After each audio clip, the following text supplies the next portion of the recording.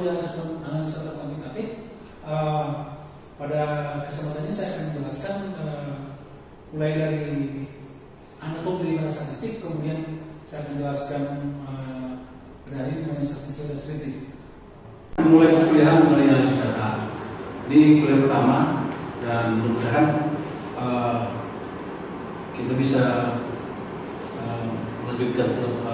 Mudah-mudahan para mahasiswa bisa memahaminya dengan baik dan bisa memanfaatkan apa yang kita pelajari pada hari ini untuk karirnya, baik sebagai seorang profesional, sebagai seorang dosen, sebagai seorang karyawan atau sebagai apapun.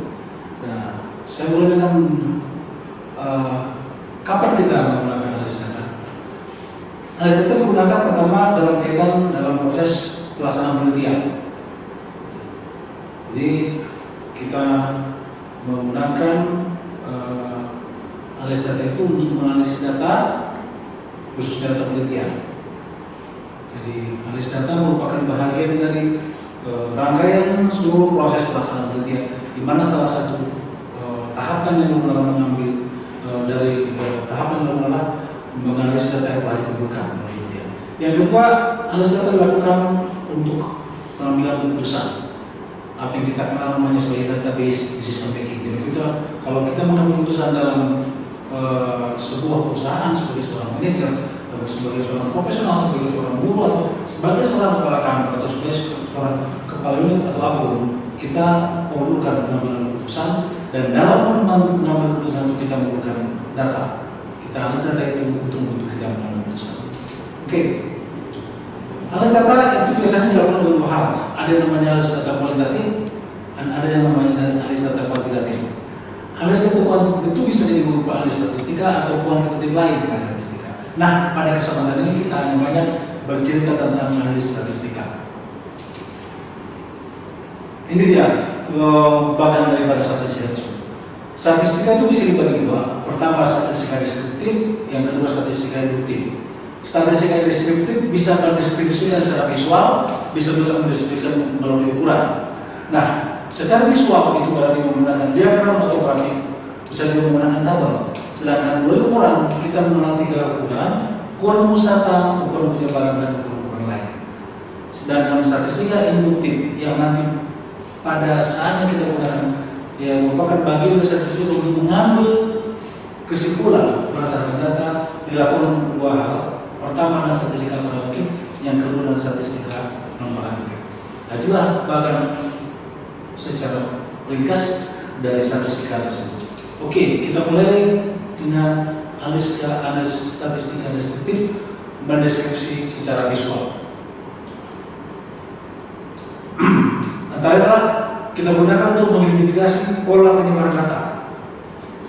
Satu hal yang sangat penting dalam menganalisis data adalah mengetahui pola penyebaran data. Minimal tiga alat yang kita gunakan untuk mengetahui pola penyebaran data, yaitu histogram, diagram hangau, dan diagram kotak garis. Sedangkan yang kedua adalah mengidentifikasi hubungan antar variabel dengan menggunakan gambar atau tabel. Ada yang kita sebut namanya sebagai tabulasi silang atau cross tabulation, dan diagram plot untuk data yang kontinu. Jadi untuk tabulasi silang digunakan data yang kategorikal, sedangkan diagram plot digunakan data yang kontinu. Oke, ini contohnya yang saya katakan tadi, histogram. Histogram itu berarti dari dua sumbu yang mendatar dan sumbu yang vertikalnya, dan juga yang merupakan seperti dia akan datang dari data yang kita miliki tadi itu. Jadi ada yang bentuknya seperti ini, ada yang bentuknya seperti ini, ada yang bentuknya seperti ini, macam-macam. Nah, dari bentuk inilah kita mengerti pola penyebarannya. Nah, coba kita mulai dari awal kembali. Nah, yang seperti ini, kita lihat bentuknya ada yang agak simetris. Jadi bentuk dari pola penyebaran itu bisa simetris, bisa miring ke kanan, bisa miring ke kiri. Simetris artinya seperti cermin. Jadi kita seperti berhadapan dengan cermin. Sama. Jadi di tengah-tengah, sebelah kiri sama ke sebelah kanan. Nah, yang ini tidak simetris. Ini juga tidak simetris. Ini juga tidak simetris. Kebetulan ini gambar yang kita tunjukkan ini semuanya tidak ada yang simetris. Yang ini hanya agak sedikit mendengar. Jadi kalau simetris itu seperti begini, jadi kiri kanan sama. Nah, yang seperti ini contohnya dikatakan sebagai miring ke kiri. Jadi dia selonjor ke kanan, miring ke kiri. Jadi dia sedikit untuk nilai yang rendah, makin tinggi nilainya makin banyak, kemudian makin kecil dan seterusnya. Yang satu lagi tentu adalah miring ke kanan seperti ini, agak miring ke kanan. Jadi untuk nilai yang kecil dia sedikit, semakin banyak nilainya semakin banyak hanya dia seperti ini. Dia miring ke kanan. Nah, tingkat kemiringan itu ada yang sangat miring ke kiri, ada yang sangat miring ke kanan. Jadi yang seperti begini modelnya sangat miring ke kiri, yang seperti begini ada sangat miring ke kanan. Nah, ini dia model-model gambarnya. Oke, itu tadi yang pertama, yang histogram frekuensi. Nah, data yang kita miliki pada prinsipnya tidak jauh dengan yang tiga itu. Contohnya seperti bobot bayi saat lahir, tentu sedikit yang bobot bayi rendah, sedikit yang bobot bayi tinggi di atas 4 kilo, sedikit yang rendah di bawah 2 kilo, semakin besar sekitar 3 kilo, 3 kilo, 2,9, 2,8, 3,1, 3,2. Semakin jauh dari 3,2 ke atas, 3,3, makin sedikit seterusnya. Ke bawah juga seperti itu. Nah, yang demikian dikatakan sebagai pola penyebaran yang simetris.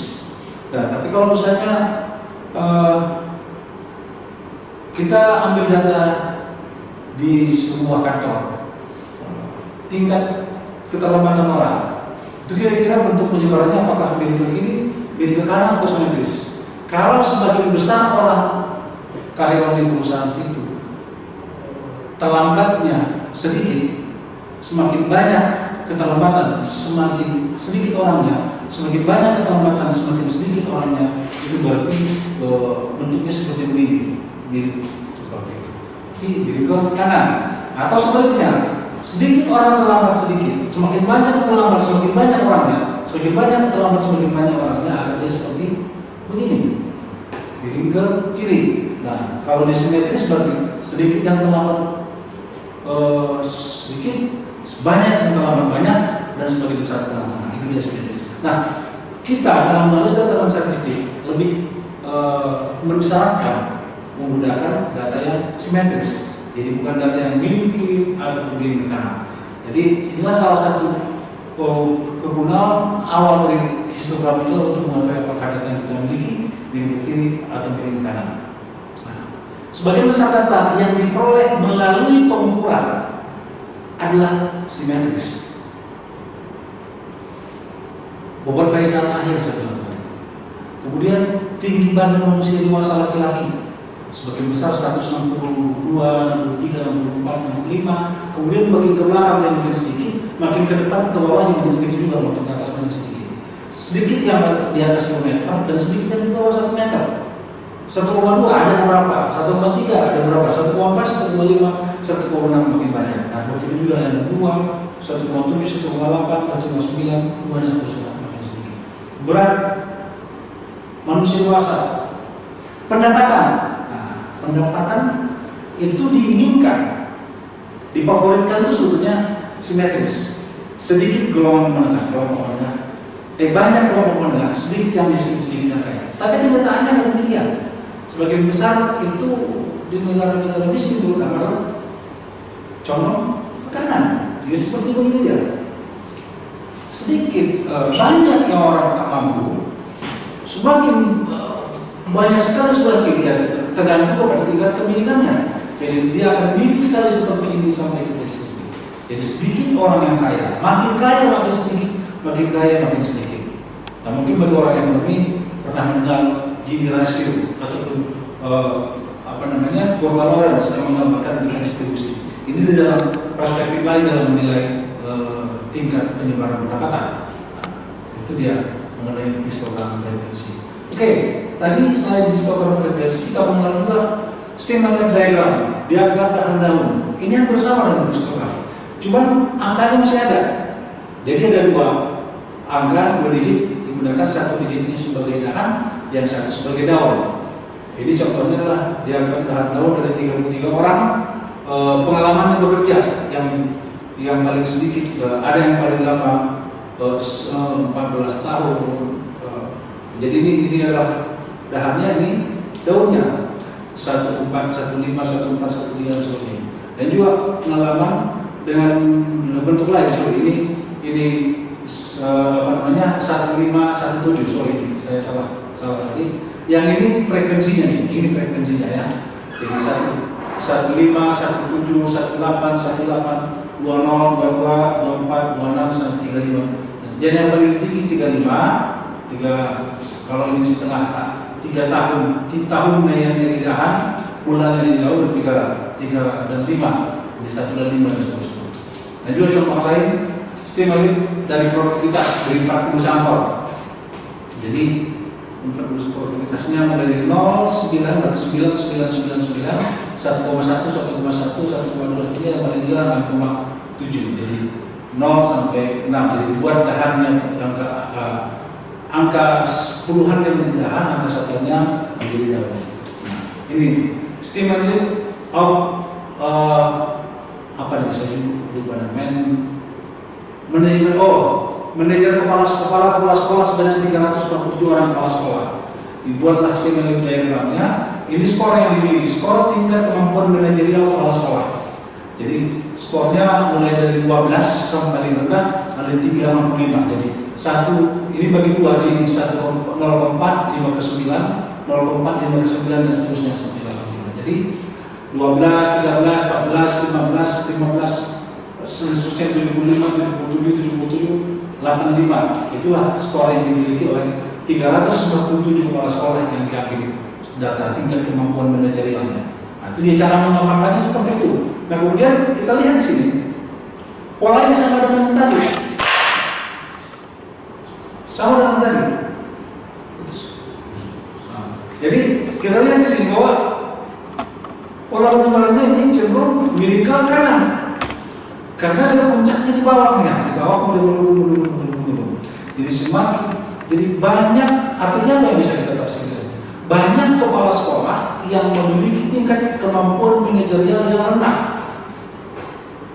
Dia menurun sedikit yang tingkat kemampuan manajerial tinggi. Berarti miring ke kanan. Bisa dikatakan dengan kata lain, sebagian besar kepala sekolah memiliki tingkat kemampuan manajerial yang rendah. Nah, jadi sama dengan sekolah tadi penggunaannya. Kita lihat yang lain yang tadi, yang juga sama, miring ke kanan. Tingkat produktivitas juga seperti begitu, miring ke kanan. Jadi tidak seperti kita bayangkan tadi simetris. Ini juga miring ke kanan.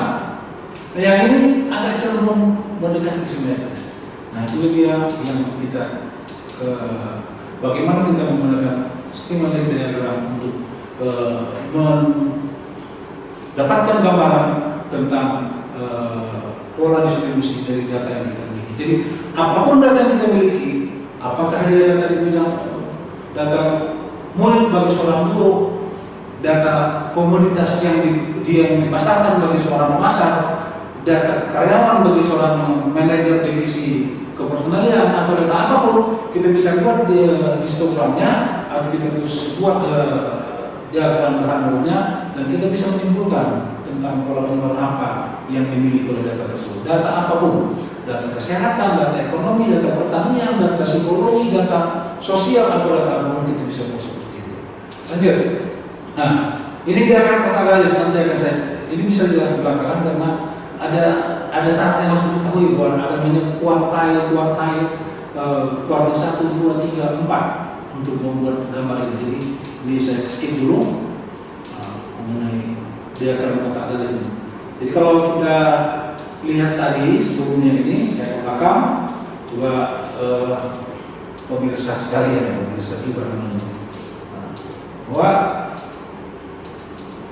ini tadi kan ada histogram kita sudah selesaikan, dia akan tahan daun kita sudah selesaikan tadi ya. Tabulasi silang sekarang dan dia akan pola. Mari kita kembali ke sana.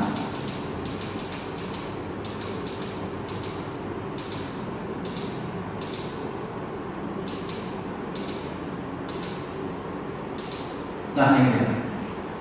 Tabulasi silang tadi digunakan untuk data yang kategorikal. Katakan saya punya data sebanyak 90 orang. Data tentang tingkat pendidikan. Jadi saya mau mengetahui apakah ada hubungannya antara tingkat pendidikan dengan intensitas merokok. Nah, jadi kita ingin tahu apakah semakin tinggi tingkat pendidikannya, semakin tinggi intensitas merokoknya, atau sebaliknya, atau nggak ada hubungan. Nah, untuk mengidentifikasi itu, untuk menggambarkan, menyajikan data itu kita bisa gunakan cross tabulation untuk tabulasi silang. Jadi data yang ada itu kita klasifikasi tingkat pendidikannya 4, 1, 2, 3, 4. Katakanlah ini satu ini di bawah sarjana atau SMA ke bawah, ini sarjana, ini master, ini doktor, katakan seperti itu. Jadi ada 4 kategori tingkat pendidikan dan ini tingkat intensitas merokok. Perokoknya sedikit, 0 sampai sedikit, ini level 2, level 3, level 4. Jadi ada 13 orang dari 90 orang yang saya kumpulkan itu yang sekolah lanjutan SLA ke bawah. Ada 29 orang sarjana, ada 37 orang master, ada 11 orang doktor. Ada 19 orang yang tingkat merokoknya sangat rendah atau tidak ada, yang level kedua 24 orang, level ketiga 26 orang, dan perokok berat itu 21 orang.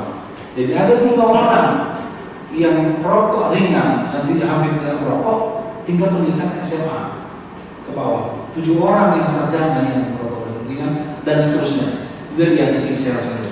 Nah, kalau seandainya ini di tengah-tengah ini penuh, berarti 1 dengan 1 yang banyak, 2 dengan 2 yang banyak, 3 dengan 3 yang banyak, 4 dengan 4 yang banyak, sementara di 2 regular atau hampir tidak ada, kita bisa mengatakan semakin tinggi tingkat pendidikannya, semakin kuat merokok.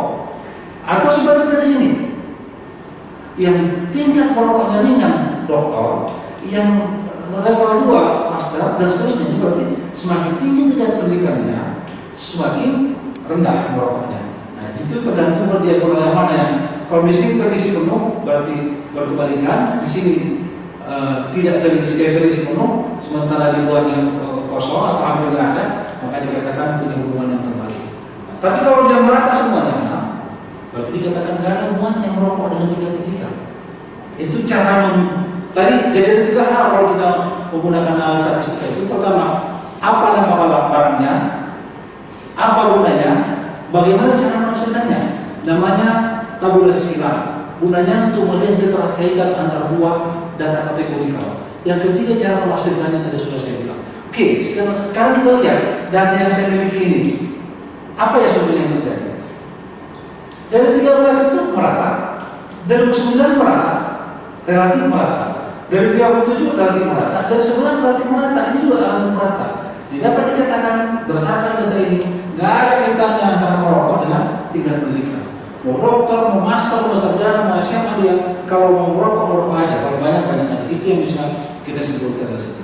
Ini statistika deskriptifnya. Statistika induktifnya dilihat dari C-score yang nanti akan kita belakangan dipelajari. C-score-nya adalah 4,602 dengan p-value 0,8. Nah, kita bisa tafsirkan nanti pada pelajaran berikutnya, pada pelajaran lain, bahwa dengan demikian tidak ada hubungan karena p-value yang terlalu besar, tidak ada hubungan antara tingkat rokok dengan tingkat pendidikan. Nah, itu dia tabulasi silang. Nah, oke, lanjut. Nah, ini yang lain, contoh lain. Intensitas lalu lintas dan klasifikasi jalan. Bisa lain. Ini maksudnya intensitas kecelakaan lalu lintas dengan klasifikasi jalan. Apakah klasifikasi jalan kelas 1, kelas 2, kelas 3, kelas 4 itu sama aja intensitas kecelakaannya, atau semakin tinggi kelasnya, semakin tinggi kualitasnya semakin bagus, atau semakin jelek? Nah, kita lihat dari ini. Kelas 1 itu yang terbaik. Intensitas ini yang A rendah, B kurang, ini yang tinggi. Atau kita balik terserah. Jadi untuk menafsirkannya supaya mudah, kita bertanya ini yang terbaik, ini yang terbaik, biar satu arah. Jadi ini 8, 9, 6, 4, 6. Nah, ini juga kelihatannya nggak terlalu banyak ini. Ini dari 10, betul ngumpul di sini ya. Dari 16 ngumpul di sini. Dari 10 ngumpul di sini. Dari 13 ngumpul di sini, dari 6 juga ngumpul di sini. Ada hubungan. Jadi kita lihat di sini yang paling banyak diagonal ini. Makanya kita bilang ada hubungan yang positif antara intensitas kecelakaan lintas dengan klasifikasi jalan. Semakin bagus klasifikasinya, semakin banyak kecelakaan. Semakin tinggi tingkat klasifikasi jalan, semakin banyak kecelakaan. Semakin rendah tingkat klasifikasi jalan, semakin sedikit kecelakaan. Nah, tapi kalau seandainya di sini yang penuh, semakin tinggi tingkat klasifikasinya, semakin sedikit kecelakaan. Itu dia dikatakan bagaimana cara kita mengaitkan antara klasifikasi dengan menggunakan cross tabulation atau tabulasi silang. Jadi kalau ini kita bisa pastikan dari data yang ada ini ada hubungan antara klasifikasi jalan dengan intensitas kecelakaan lintas. Pertanyaan berikut itu bukan lagi statistik yang menjawab, bukan lagi statistik, bukan lagi analisis data, si pengguna. Bisa jadi kenapa ada hubungan? Bisa jadi semakin cantik jalannya semakin banyak orang ngebut, sehingga semakin banyak kecelakaan. Bisa jadi jalan-jalan yang cantik ini intensitas lalu lintasnya tinggi, sehingga kecelakaannya makin tinggi dan segala macam. Itu silakan ditafsirkan, didiskusikan dan diolah oleh si pengguna data. Ini contoh yang tadi nih. Kemampuan belajar kepala sekolah dengan tes psikologi yang dilakukan. Jadi ada tes psikologi di kolomnya nih, jadi tingkat psikotes yang diperolehnya dan tingkat kemampuan manajemen kepala sekolah. Ini makin tinggi hasil psikotesnya. Dan juga kita kelihatan ini terisi. Nah, ini agak kosong ini. Jadi sehingga bisa dikatakan bahwa ada hubungan antara hasil psikotes dengan tingkat manajerial kepala sekolah. Semakin bagus hasil psikotesnya, mengindikasikan tingkat kemampuan manajerial yang semakin bagus. Nah, itu tabulasi silang. Yang kedua, diagram plot. Nah, ini juga menarik untuk dijelaskan. Kalau diagram plot digunakan untuk data yang skala interval minimum atau skala rasio, yang jelas dia data kontinu. Katakan saya punya data dari ratusan lulusan sekolah SMP di sebuah kecamatan, saya ambil dari level, saya hubungkan nilai bahasa Inggrisnya dengan nilai bahasa Indonesia. Karena saya ingin menduga apakah orang-orang bahasa Inggrisnya tinggi, bahasa Indonesia tinggi, atau bahasa Inggrisnya tinggi, bahasa Indonesia rendah, atau ada hubungan. Saya buatlah plot seperti ini. Nilainya saya masukin ini dan seterusnya.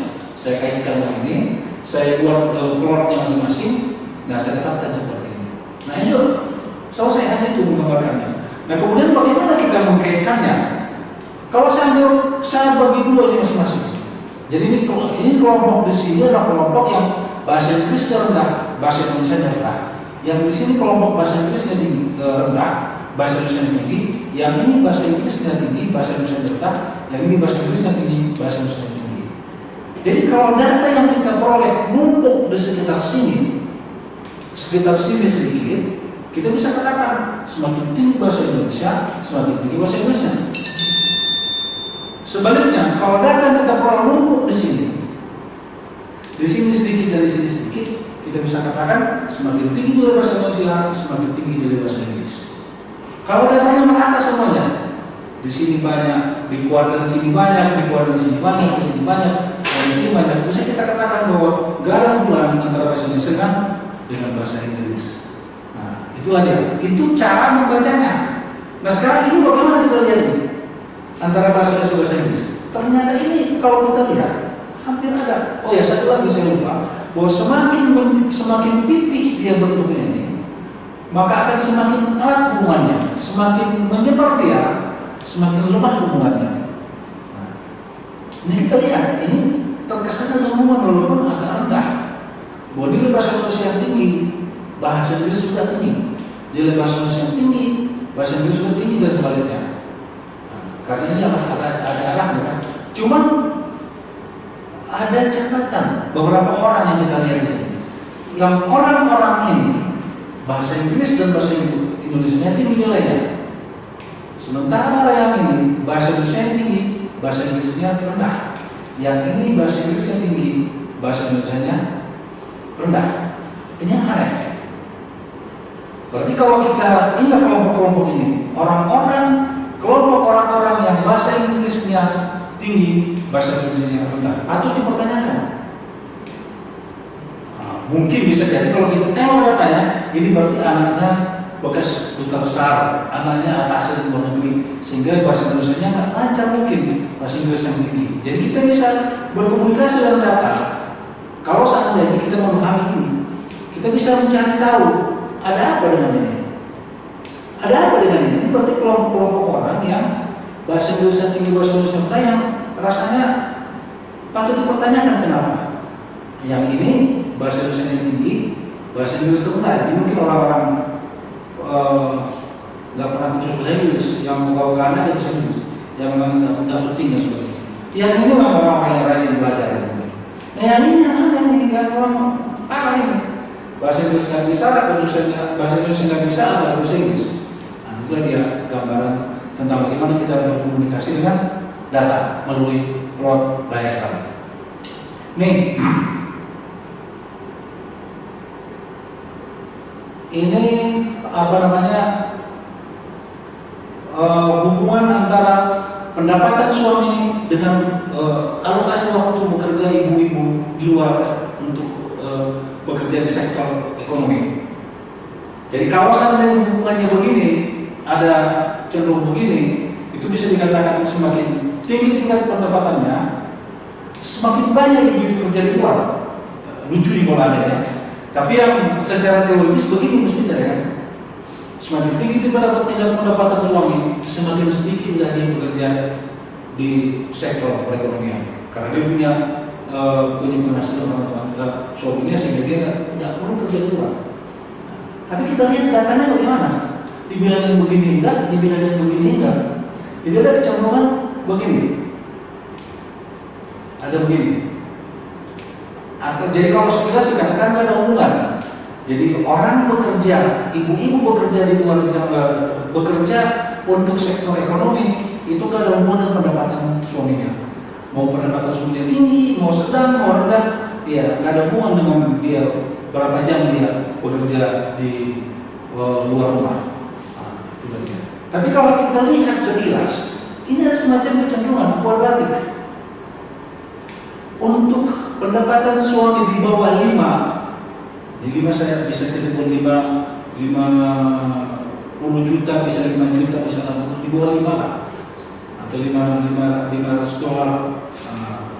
Jadi ini cenderung negatif betul bahwa tingkat pendapatan rendah semakin sedikit pendapatan orang tuanya, orang tua lagi. Semakin tinggi, sedikit pendapatan suaminya, maka semakin banyak dia kerja di rumah. Meningkat tingkat pendapatannya, berkurang dia bekerjanya. Meningkat pendapatannya berkurang. Sampai batas ini naik cenderung ini. Karena apa? Mungkin ya, dia bukan cari kerja di luar itu bukan lagi sekedar untuk cari tambahan suami, tambahan dari hasil suami, tapi untuk kompensasi mengisi waktu. Karena suaminya sibuk di luar mungkin cari duit. Nah, jadi kita bisa berbicara macam-macam tentang bagaimana hubungan antara satu variabel dan variabel lain melalui diagram plot ini.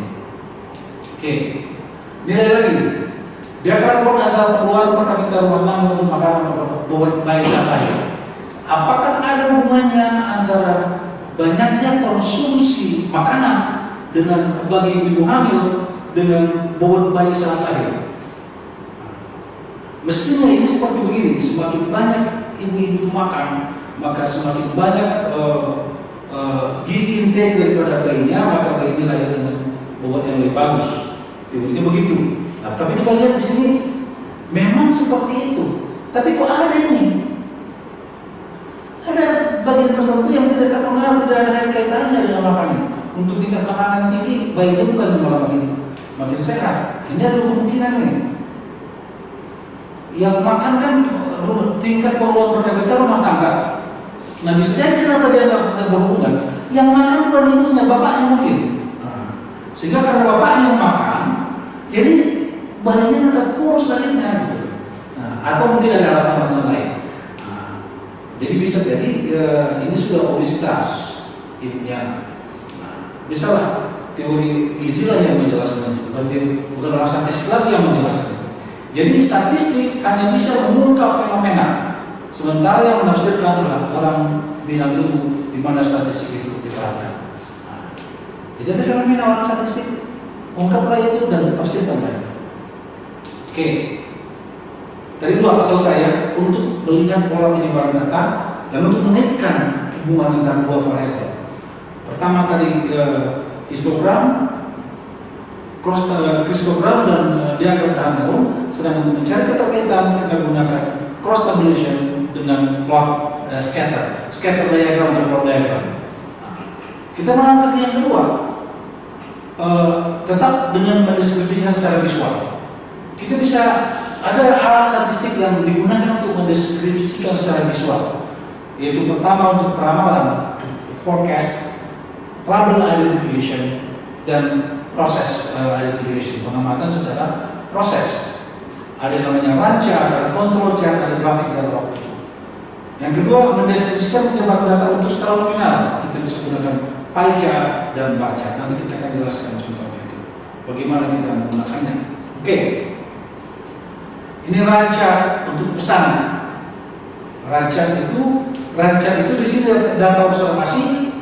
Di sini lamanya pesanan. Ini ceritanya adalah lamanya pesanan.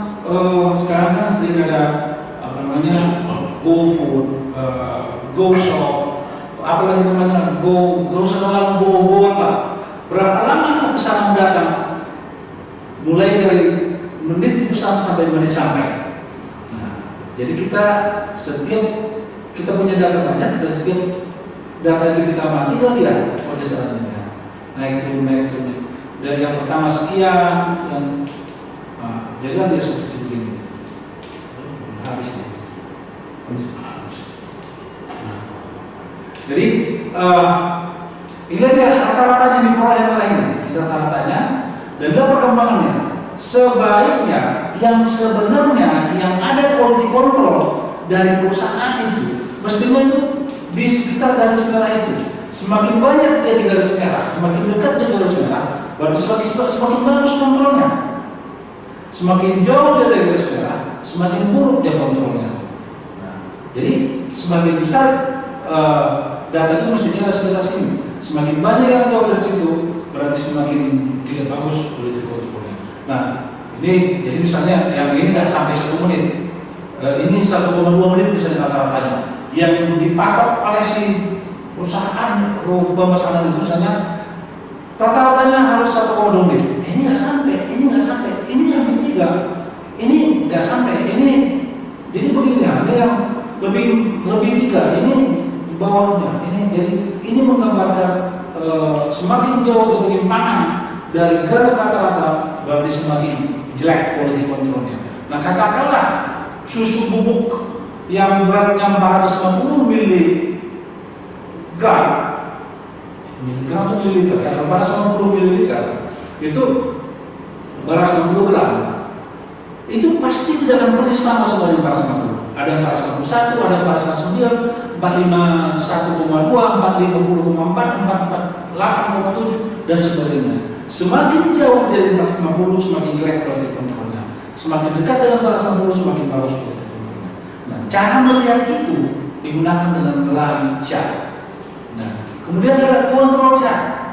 Jadi control chart itu lebih daripada sekedar ranca, dia ada batas atas dan ada batas bawah. Nah, kalau dia melebihi batas atas ini, kita anggap dia berarti proses produksinya jelek. Yang melebihi batas bawah ini, proses produksinya buruk.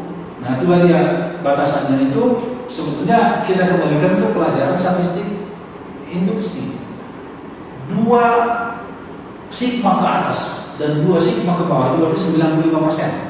3 sigma ke atas dan 3 sigma ke bawah itu adalah 99%. Itulah dia totalnya 6 sigma. Makanya sekarang ada manajemen 6 sigma, 6 sigma itu 3 sigma di bawah rata-rata dan 3 sigma di atas rata-rata. Sepanjang dia berada di dalam 3 sigma itu berarti masih diterima sebagai sebuah kewajaran. Tapi keluar dari situ dianggap bagi sesuatu yang tidak wajar. Jadi kita tinggal melihat ada di atas rata-rata, di atas 3 sigma ke atas atau di bawah 3 sigma ke bawah. Itu disebut namanya sebagai control chart.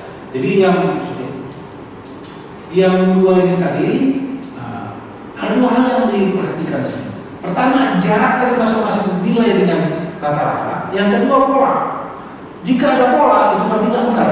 Ada something happen to your process, something happen to your industry, something happen to your system. Jadi kalau ada pola, itu berarti tidak benar. Nah seperti itu ada pola di sana terus begini. Apalagi polanya begini, ada begini, makin lama makin besar, ada dia seperti begini, ada pola. Nah, semua random, semua hasil itu jika dia kecil jaraknya dari rata-rata dan random, itu yang ada quality controlnya. Tapi kalau jaraknya jauh, apalagi ada pola, itu berarti nggak benar. Jadi sama dengan mobil yang punya ban gundul benjol, jadi setiap sekian langkah digelendung ada pola, berarti nggak benar. Sebuah pabrik setiap hari kesekian penggunaan bahan baku meningkat, hari kesekian penggunaan bahan baku meningkat, tapi di lainnya normal, berarti sesuatu nggak beres, berarti ada kehilangan. Nah, begitulah statistik mengontrol kualitas dengan menggunakan perancangan dan satu lagi tadi kontrol jam. Nah, terakhir time series. Time series kita tinggal memberikan variabel tertentu yang kita amati sebagai Y dan tahun atau bulan atau semester atau satu waktu menjadi X. Kita tinggal plotkan tahun ke tahun. Jadi sebetulnya time series ini ada lagi lebih kuantitatif, namanya analisis time series. Tapi untuk gambar namanya grafik time series, grafis time series graph ataupun time series analisis. Nah, kita cukup dengan grafik. Kita tinggal melihat bagaimana pertumbuhannya. Katakanlah sebuah perguruan tinggi ingin melihat bagaimana pertumbuhan jumlah mahasiswa baru dari tahun ke tahun. Ini tahun ke-10 dia mencapai titik nadir ini. Dia mulai berdiri hampir 1.200, naik tahun kedua, tahun ketiga, naik. Macam bagus dia. Nah, tiba-tiba ada masalah, terjun bebas, tahun ke-10 dia sekian. Kemudian dia recovery. Nah, di sini naik turun. Nah, kita bisa melihat ada 2 episode dari kampus perguruan tinggi ini. Episode awal berdiri, episode munculnya masalah, dan episode yang harapkan tend to be stable. Tapi kita nggak tahu di habis ini begini atau begini. Nah, ada cara mengubah itu namanya dengan permukaan yang menggunakan analisis time series. Karena sebetulnya kalau kita mengamati time series ada 4 komponen yang kita harus pelajari, yang kita harus bahas. Namanya komponen tren. Tren itu artinya apakah dia meningkat, menurun atau datar. Yang kedua ada namanya cyclical, siklus dia apakah dia dalam jangka panjang bagaimana dia. Kalau dia meningkat jangka panjang ada siklusnya, dia akan begini terus. Kalau jangka panjang dia datar, dia akan begini terus. Kalau jangka panjang dia menurun, dia begini. Nah, itu namanya siklus. Pengaruh siklus. Perekonomian itu ada siklusnya. Cuaca ada siklusnya. Hampir semua variabel yang kita amati dan belajar memiliki siklus. Itu yang kedua. Yang ketiga, seasonal, pengaruh musiman. Nah, ini juga. Jadi ini plannya adalah musiman. Nah, pengaruh musiman itu misalnya menjelang bulan 12, itu menjelang bulan 1, itu biasanya jumlah permintaan terhadap bahan-bahan kue itu meningkat. Permintaan terhadap trompet meningkat. Misalnya menjelang bulan-bulan hari raya, bulan puasa, itu permintaan terhadap segala macam kurma segala macam meningkat. Itu sih musiman. Menjelang bulan-bulan 7, bulan 6, itu permintaan terhadap bahan-bahan pelajaran buku sekolah atau itu meningkat. Dan itu setiap tahun akan seperti itu. Itu yang kita katakan sebagai pengaruh musiman. Yang terakhir pengaruh irregular, pengaruh faktor yang di luar perkiraan. Nah, seperti ini irregular nih, juga menjatuhkan. Kasus apa yang terjadi dengan COVID-19 itu irregular yang tidak bisa juga. Anjlok semua produksi, anjlok semua anjlok konsumsi untuk barang-barang tertentu, meningkat untuk barang-barang tertentu, meningkat untuk masker, meningkat untuk sanitizer, meningkat untuk hal lain. Dan itu di luar perkiraan. Jadi bencana alam segala macam itulah yang disebut sebagai irregular. Ada 4 komponen dalam analisis time series itu: trend, cyclical, seasonal, dan irregular. Oke, yang sampai di situ aja untuk dasar belajar. Oke, ini tadi. Berikutnya, bagaimana kita menyajikan distribusi data skala nominal. Skala nominal itu akan bisa membedakan. Katakan ini pie chart, jadi pia. Kalau di luar negeri namanya pie chart, kalau di Indonesia mungkin namanya martabak chart, karena dia seperti martabak ini. Atau mungkin selain martabak cepati kalau di Malaysia. Jadi ada 100 orang mahasiswa, kita klasifikasi akhirnya, dapatnya seperti ini, ada Aceh sekian persen, Minang sekian persen, Toba sekian persen, Mandailing sekian persen, dan seterusnya. Nah, itulah dia pie chart. Nah, ini juga bisa pie chart dari pie chart of response mengenai kebijakan pemerintah. Setuju 62%, tidak 35%, tidak tahu 30%. Nah, dengan melihat ini, dengan langsung tanpa melihat angka, kita sudah bisa lihat, sebagian besar setuju. Semakin besar porsi kuenya, semakin besar persentasenya. Langsung diroyal banyak. Nah, itu dikatakan pie chart. Nah, yang terakhir adalah bar chart, itu yang histogram tadi. Nah, inilah dia. Persentase jurusan lulusan perguruan tinggi dari anggota DPR yang ada di sebuah negara atau sebuah kabupaten. Nah, jadi dia jurusan administrasi, agama, akuntansi, biologi, dokter, ekonomi, dan seterusnya. Jadi kita bisa melihat ini ya, misalnya secara sekilas, yang paling banyak misalkan ekonomi, nomor 2 hukum, baru pemerintahan, baru teknik. Hanya juga teknik banyak yang. Jadi sekali lagi statistik hanya bisa menunjukkan gejala, menunjukkan fenomena. Yang menganalisisnya, yang menafsirkannya, yang menimbulkannya pengguna dari statistik itu. Jadi seperti dikatakan sebetulnya di awal kuliah statistik selalu dikatakan bahwa statistik is just a tool. Statistik hanya alat, a tool to help somebody to make a conclusion, to make a decision. Oke, itu dia. Oke. Tadi di awal saya katakan bahwa statistik deskriptif itu ada 2. Secara visual dan ukuran. Secara visual tadi dengan tabel, grafik, gambar, diagram. Dan secara visual dan secara deskriptif dengan ukuran itu ada 3 tadi. Ukuran musatan, ukuran penyebaran, dan ukuran lain. Oke?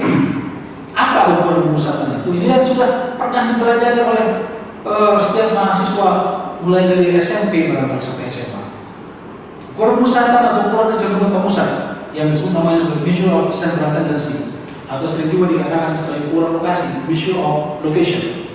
Hanya udah hafal kali kita nih, rata-rata, median, modus, midway, median.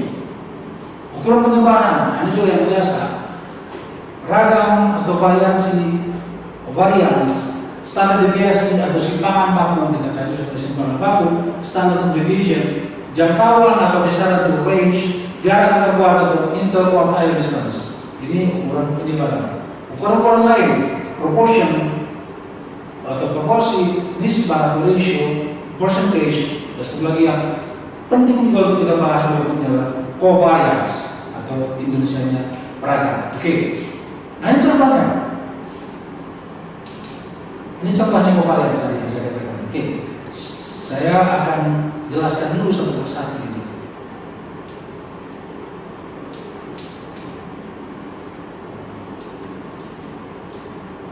Ini tadi ya. Oke. Ukuran musawarah itu apa? Ukuran musawarah itu adalah apabila kita ingin membandingkan 2 kelompok data, mana yang lebih besar antara kelompok data yang satu dan kelompok data yang lain. Apa yang kita gunakan sebagai pembanding? Bukan angka paling kecil, bukan angka paling besar, bukan sembarang angka. Katakan ada 2 kelas, kelas A, kelas B. Kita tanyakan berapa jumlah jajan yang mahasiswa itu setiap bulan, atau berapa jumlah uang yang boleh dijajankan oleh dia setiap bulan. Tentu jawabannya baik kelas A maupun kelas B akan mengatakan 250.000, 350.000, 172.000, 800.000, 1.200.000, 350, 65.000, 750.000, segala macam. Si B pun begitu. Nah, dengan data yang diberikan kepada kita, bagaimana kita mengatakan kelas A lebih tinggi uang yang bisa dibelanjakan setiap bulan daripada kelas B? Kelas A lebih rendah daripada kelas B, atau kelas A dan kelas B sama? Apa angka yang digunakan untuk menjadi wakil dari masing-masing kelompok data itu? Angka itulah yang dikatakan sebagai ukuran usaha. Apa contohnya? Rata-rata. Jadi kelompok A dihitung rata-ratanya, kelompok B dihitung rata-ratanya. Dapat yang satu 750.000, yang satu 620.000. Langsung kita katakan A lebih tinggi daripada B. Yang satu 250.000, yang satunya lagi 400.000, yang A lebih rendah dari B.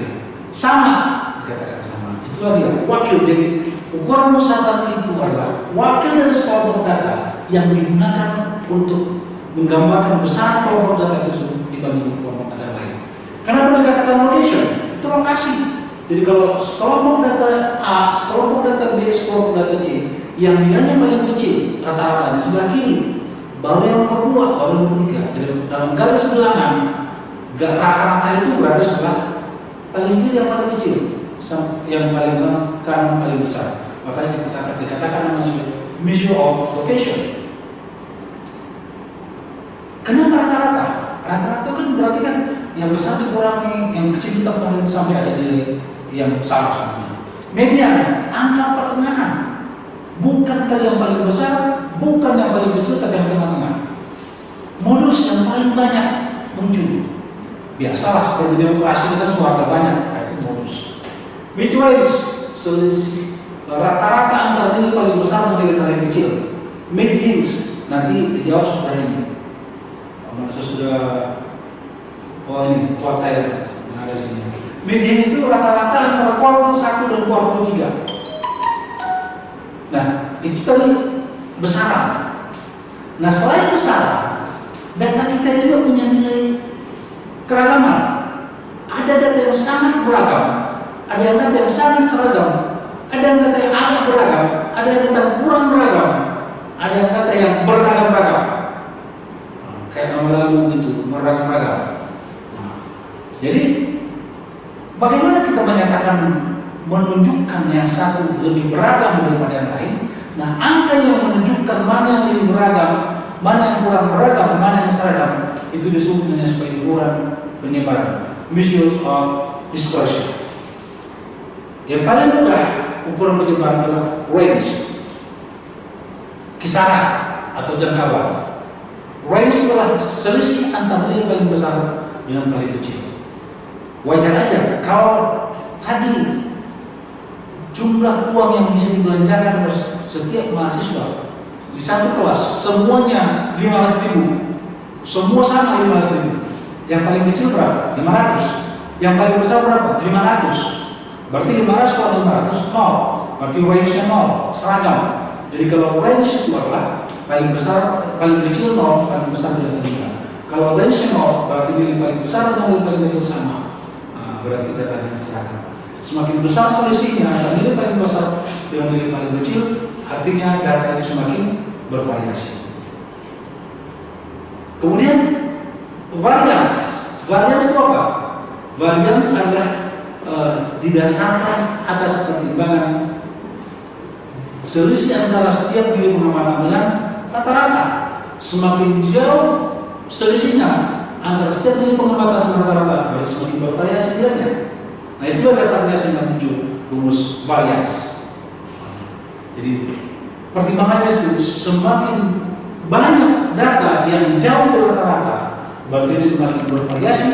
Semakin banyak data yang dekat dengan rata-rata, berarti semakin seragam. Kalau semua data sama dengan rata-rata, berarti sangat seragam, mutlak seragam.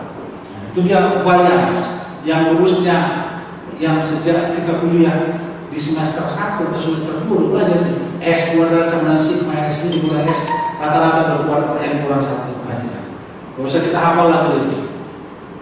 Nah, karena ragam itu hasil dari pangkat 2, diangkatkan kembali, dapatlah standar deviasi, tidak disimbolkan sebagai S.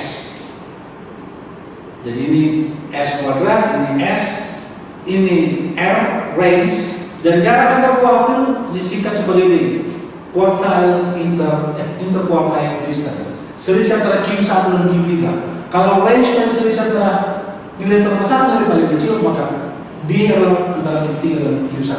Nah, inilah gambaran terhadap kelompok data mengenai variasinya, mengenai keragamannya. Jadi nomor 1 ini, nomor 2 ini, nomor 3 ini. Nah, ukuran-ukuran lain, proporsi kita tahu dong, proporsi itu antara 0 sampai 1. 0,5 artinya berarti 5%, 50% satu kategori, 50% kategori yang lain. 0,7 berarti sama dengan 70% yang persentase. Jadi proporsi dan persentase bedanya hanya ini 0,1, ini 0,100. Nisbah itu perbandingan dari satu kategori terhadap kategori lain. nisbah atau rasio guru murid, rasio kondisi masyarakat, rasio dokter kesehatan, petugas kesehatan, rasio dokter pasien, rasio dosen mahasiswa dan segala macam. Itu satu kategori. Dengan kategori yang lain, variance, covariance itu kalau cara menghitungnya sebetulnya sama dengan variance.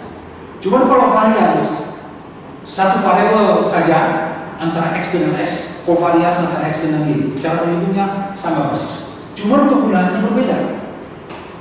Kalau variance itu menggambarkan keragaman, kalau covariance menggambarkan keratan hubungan antar variabel. Yang besarnya dari minus tidak terhingga sampai tak terhingga.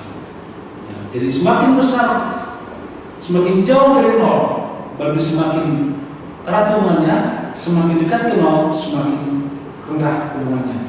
Kalau nilainya positif, erat secara positif, searah, dan kalau nilainya negatif, erat secara negatif, berlawanan arah. Itu dia.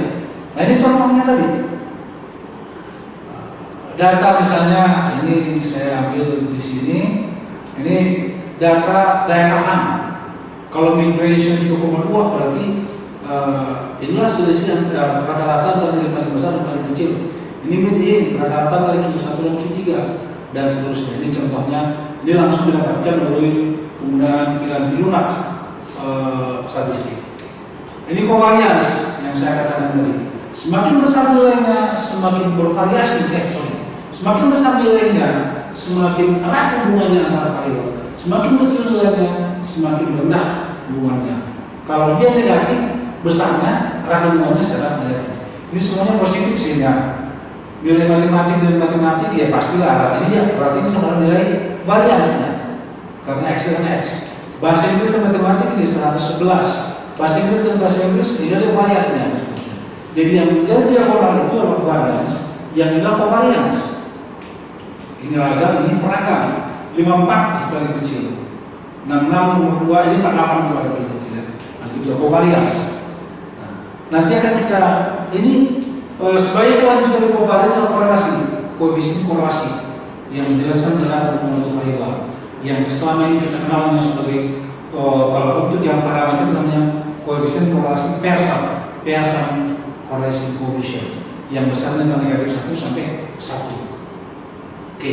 Nah, itu dia mengenai statistika deskriptif. Saya pikir untuk yang pertama sudah cukup. Sampai di sini untuk pertemuan kita pada hari ini. Mungkin kita akan lanjutkan dengan materi-materi berikutnya yang merupakan dari apa yang kita bahas pada hari ini.